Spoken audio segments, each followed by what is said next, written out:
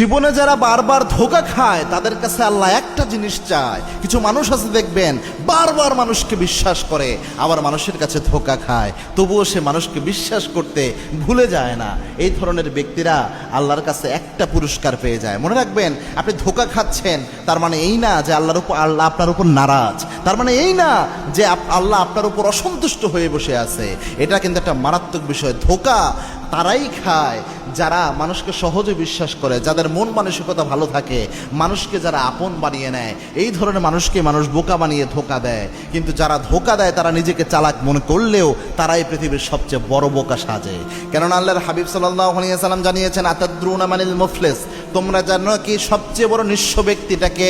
সাহাবা একরাম বললেন, ইয়া রাসূলুল্লাহ, মাল্লা দিন লাহু ওয়ালা মাতা, যার কোনো টাকা পয়সা নাই সেই ব্যক্তিটা হচ্ছে সবচেয়ে বড় নিঃস্ব। আল্লাহর হাবিব বললেন, না, আল মুফলিসুল হক, সবচেয়ে বড় মুফলিস বা নিঃস্ব হচ্ছে ওই ব্যক্তি যেই ব্যক্তিকে আল্লাহ রাব্বুল আলামিন অনেক সওয়াব অর্জন করার তৌফিক দিয়েছেন, কিন্তু মানুষের সাথে ধোঁকাবাজি করেছে, মানুষের বিশ্বাস নষ্ট করেছে, মানুষের উপর জুলুম করেছে।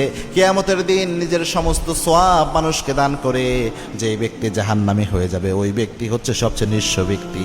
আল্লাহু আকবার। তার মানে যে আপনার সাথে ধোঁকাবাজি করে সেই ব্যক্তির কাছে আপনি দুনিয়ায় হয়তো কোনো বিচার নাও পেলেও কিয়ামতের দিন আল্লাহ রাব্বুল আলামিন তাকে পাকড়াও করবেন, তার সব সওয়াব আল্লাহ আপনার আমলনামায় দিয়ে তাকে নিঃস্ব বানাবেন। আর যাকে ধোঁকা দেওয়া হয়, এই রকম ব্যক্তি যারা রয়েছে, এই যে ধোঁকায় পড়ে যায়, বিপদে পড়ে যায়, মুসিবতে পড়ে যায়, কষ্টের মধ্যে পড়ে যায়,